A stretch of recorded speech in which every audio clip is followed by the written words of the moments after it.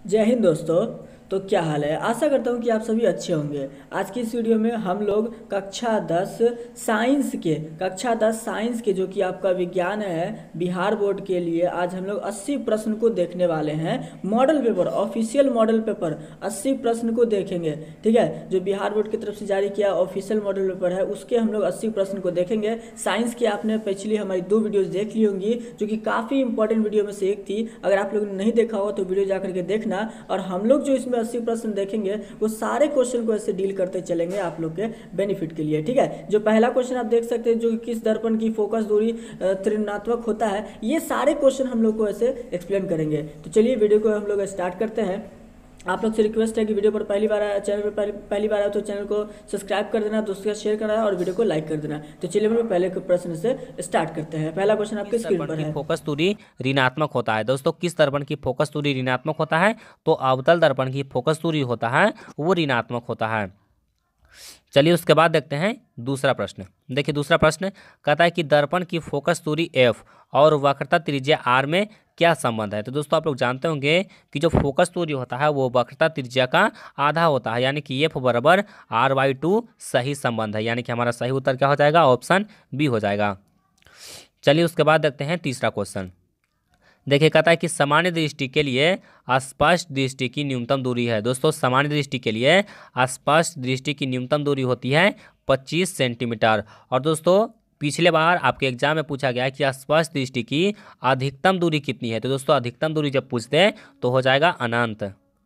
चलिए उसके बाद देखते हैं अगला प्रश्न। देखिए चौथा प्रश्न कहता है कि श्वेत प्रकाश का कौन सा रंग किसी प्रिज्म से गुजारने के पश्चात सबसे कम झुकता है? तो दोस्तों सबसे कम कौन झुकता है? लाल रंग झुकता है और सबसे अधिक नीला।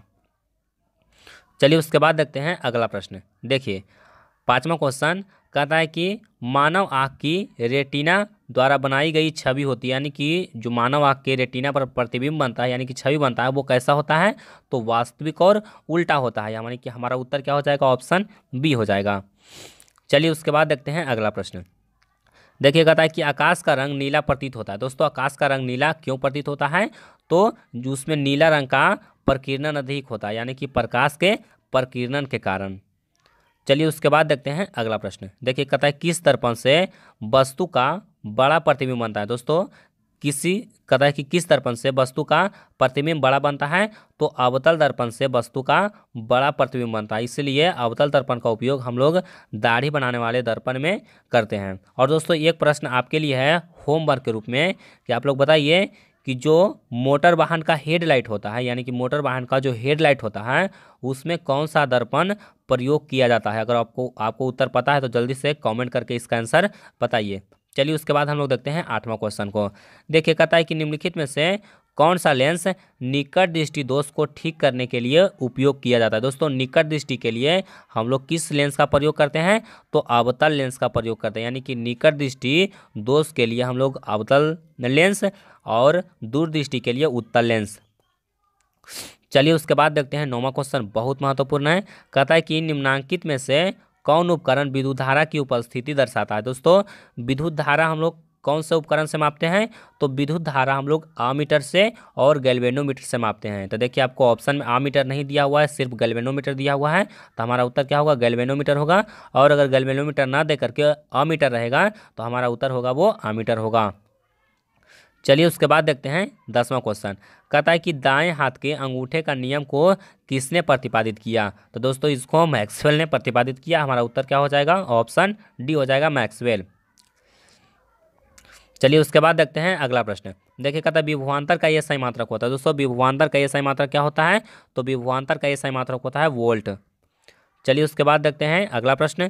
देखिए कहता है कि निम्नलिखित में से किस संयोजन द्वारा प्रतिरोध का मान बढ़ता है? तो देखिए जब हम लोग प्रतिरोध को श्रेणी क्रम में जोड़ेंगे तो उसका जो प्रतिरोध होगा वो क्या होगा? बढ़ जाएगा। हमारा उत्तर क्या हो जाएगा? ऑप्शन ये हो जाएगा, श्रेणी क्रम में। चलिए उसके बाद देखते हैं अगला प्रश्न। देखिए 13 नंबर सवाल कहता है कि चुंबकीय बल रेखा की प्रकृति होती है। दोस्तों चुंबकीय बल रेखा की प्रकृति कैसी होती है? काल्पनिक होती है। अब देखिए चुंबकीय बल रेखा किसको कहते हैं?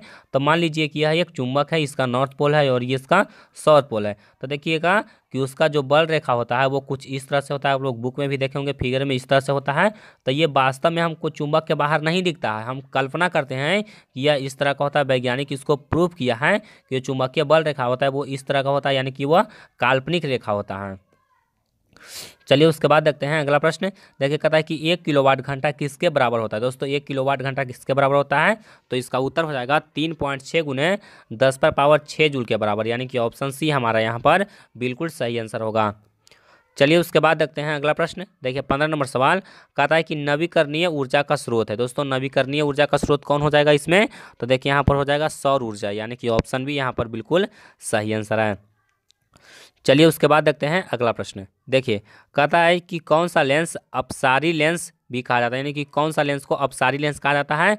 तो अभिसारी उत्तल और अपसारी अवतल। चलिए उसके बाद देखते हैं अगला प्रश्न। देखिए कहता है कि प्रकाश का प्राथमिक वर्ण है। दोस्तों प्रकाश का प्राथमिक वर्ण यानी कि रंग कौन कौन होता है? तो लाल, हरा और नीला होता है। लेकिन ऑप्शन में आपको लाल, हरा, नीला तीनों दिया हुआ है, तो हमारा उत्तर हो जाएगा उपयुक्त सभी। चलिए उसके बाद देखते हैं अगला प्रश्न। कहता है कि निम्नलिखित में से कौन नेत्र का रंगीन भाग होता है? दोस्तों नेत्र का रंगीन भाग यानी कि आंख का जो रंगीन भाग होता है वो होता है आइरिस। कौन होता है? आइरिस होता है। चलिए उसके बाद देखते हैं अगला प्रश्न। देखिए कहता है कि 1 HP बराबर होता है, तो 1 HP बराबर होता है 746 वाट। चलिए उसके बाद देखते हैं अगला प्रश्न। देखिए जो 20वां प्रश्न है वो भी मोस्ट इंपोर्टेंट है। कहता है कि विशालक शीशा यानी कि मैग्नीफाइंग ग्लास होता है। दोस्तों मैग्नीफाइंग ग्लास कैसा होता है? तो देखे होंगे आप लोग आपके इंस्ट्रूमेंट बॉक्स में या फिर कहीं पे इस तरह से एक डंटी लगा हुआ रहता है और इसमें लेंस लगा हुआ रहता है। देखिए इसमें बीच में लेंस लगा हुआ रहता है, तो इसी को कहा जाता है मैग्नीफाइंग ग्लास। तो इसमें कौन सा लेंस होता है? तो इसमें उत्तल लेंस होता है। कौन सा लेंस होता है? उत्तल लेंस होता है, यानी कि हमारा उत्तर क्या होगा? ऑप्शन बी होगा। चलिए उसके बाद देखते हैं अगला प्रश्न। देखिए किसमें क्वेश्चन कहता है जब किसी चालक तार से विद्युत धारा प्रवाहित होता है तो गतिशील कण होता है। तो दोस्तों जब चालक में विद्युत धारा प्रवाहित होता है तो चालक में कौन सा कण गतिशील होता है? तो उसमें इलेक्ट्रॉन गतिशील होता है। कौन सा कण होता है? इलेक्ट्रॉन होता है, वो गतिशील होता है। चलिए उसके बाद देखते हैं नेक्स्ट क्वेश्चन। देखिए 22वां क्वेश्चन कहता है कि एम्पियर घंटा मात्रक है। दोस्तों एम्पियर घंटा किसका मात्रक है? तो आवेश का एसआई मात्रक है। दोस्तों आवेश का एसआई मात्रक क्या होता है? कूलम होता है, और कूलम को ही एम्पियर घंटा से सूचित किया जाता है। चलिए उसके बाद देखते हैं अगला प्रश्न। देखिए 23वां क्वेश्चन कहता है कि निम्नलिखित में से कौन वाट के बराबर है? दोस्तों वाट के बराबर कौन है? तो जूल पर सेकेंड है। कौन है? जूल पर सेकेंड।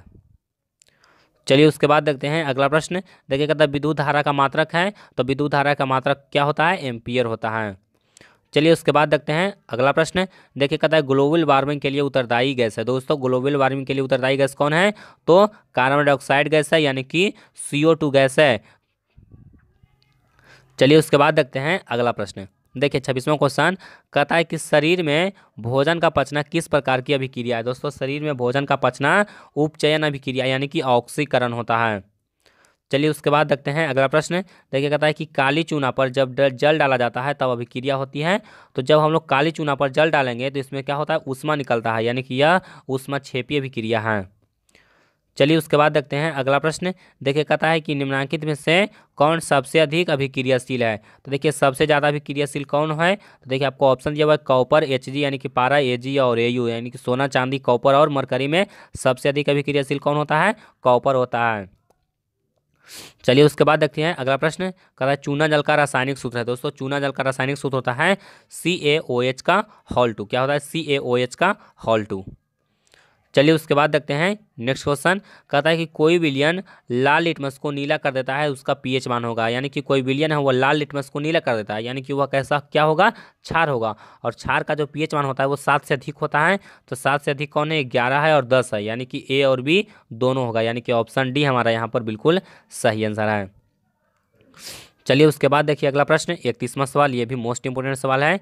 देखिए कहता है कि एल्काइन में कार्बन कार्बन के बीच कितने सहसंयोजक बंध होते हैं? दोस्तों एल्काइन में क्या होता है? कार्बन कार्बन के बीच में ट्रिपल बॉन्ड होता है। हमारा उत्तर क्या हो जाएगा? ऑप्शन सी हो जाएगा।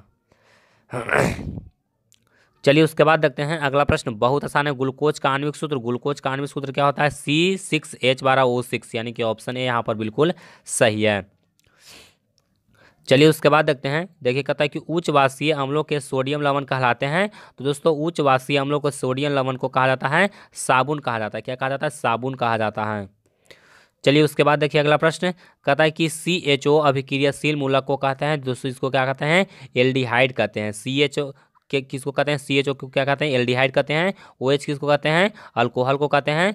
COOH किसको कहते हैं? अम्ल को कहते हैं। तो इस तरह से आप लोग सभी अभिक्रियाशील मूलक को याद कर लीजिए। चलिए उसके बाद देखिए अगला प्रश्न, कहता है कि आवर्त सारणी में किसी आवर्त में बाएं से दाएं जाने पर परमाणु की त्रिज्या।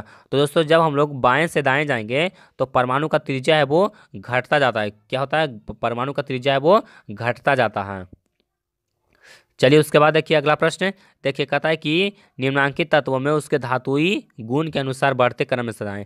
तो दोस्तों धातुई गुण के अनुसार अगर हम लोग अधातु गुण के अनुसार हमको सजाना है तो सबसे पहले होगा लिथियम, बेरिलियम, कार्बन, ये हो जाएगा, यानी कि ऑप्शन बी हमारे यहाँ पर बिल्कुल सही आंसर होगा।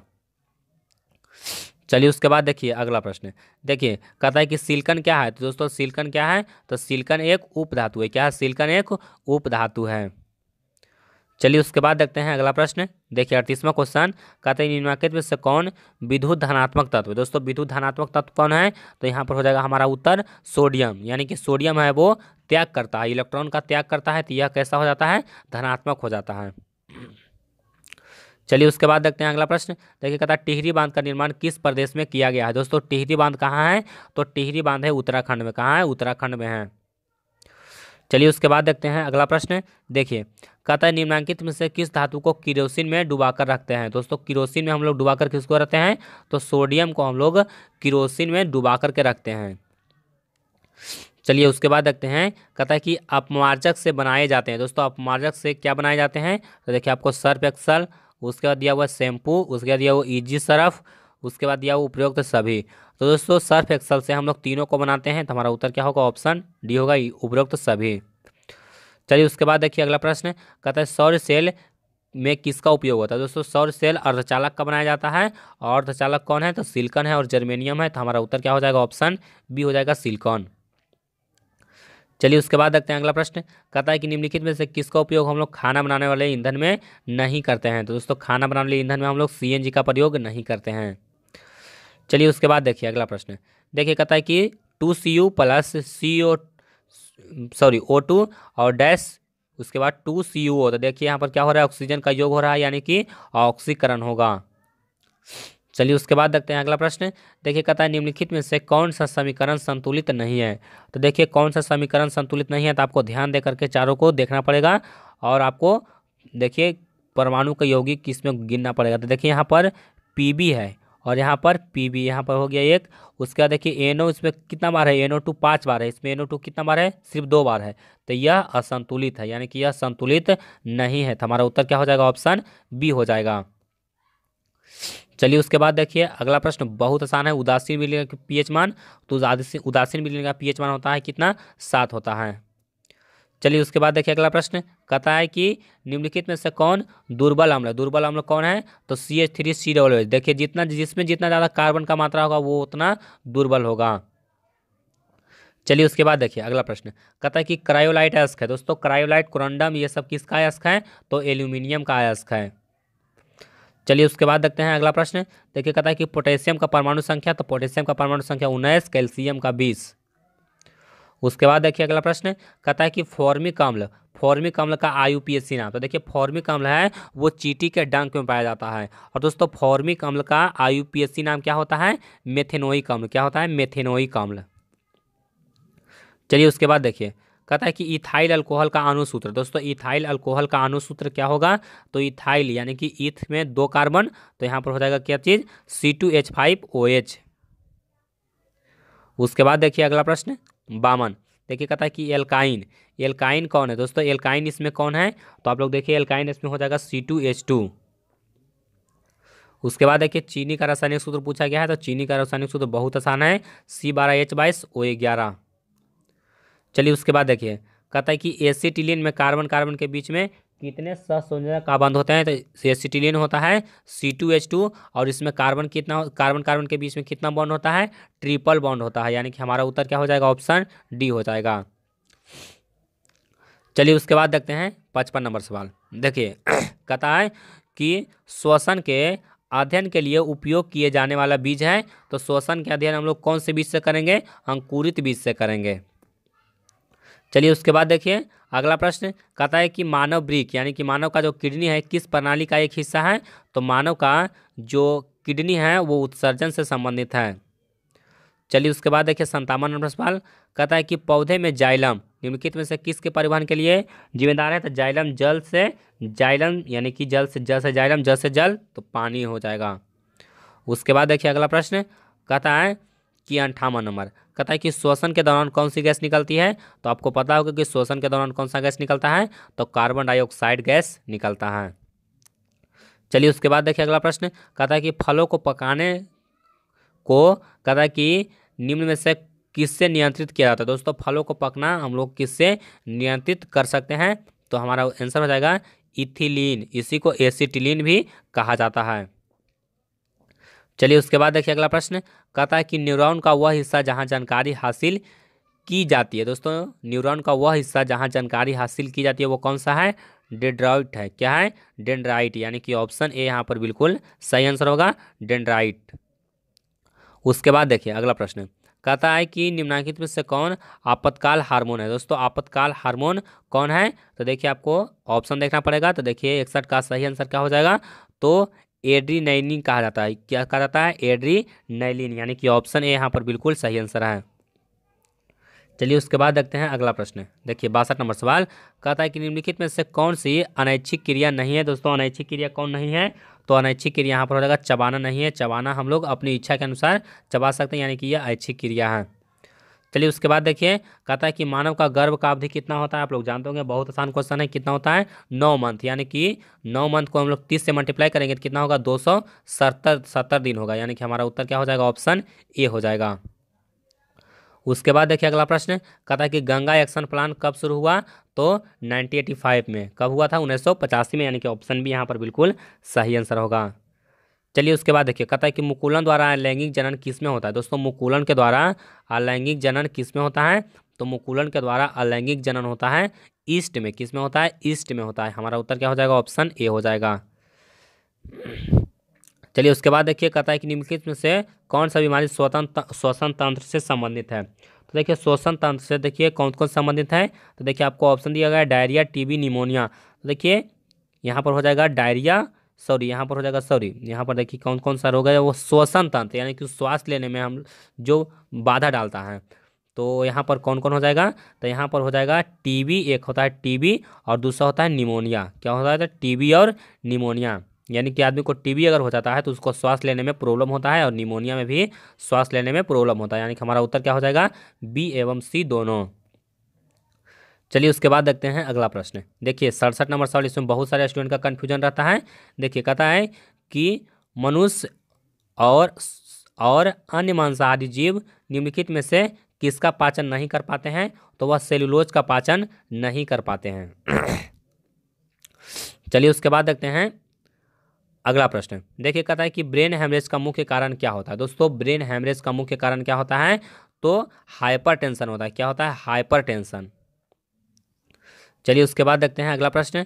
कहता है कि निम्न में से कहता है कि परजीवी पादप का उदाहरण है। दोस्तों परजीवी पादप, यहाँ देखिए पादप मतलब होता है पेड़ पौधा। दोस्तों यहाँ पर आपको ध्यान देना है, परजीवी मतलब होता है, परजीवी पादप पूछा गया। दोस्तों परजीवी मतलब होता है दूसरे पर आश्रित रहना, और इसमें पादप है। तो देखिए यहाँ पर बैक्टीरिया, जीवाणु, कवक, ये सब क्या है? तो ये सब है वो जीव है, लेकिन पादप कौन है?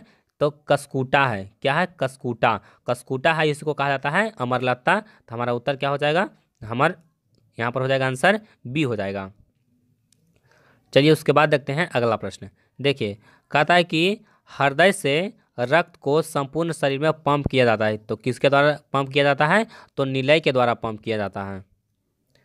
चलिए उसके बाद देखते हैं अगला प्रश्न। देखिए कहता है कि हाइड्रा में अलैंगिक जनन की विधि है। दोस्तों हाइड्रा में अलैंगिक जनन की विधि कौन सा है? तो मुकुलन के द्वारा होता है।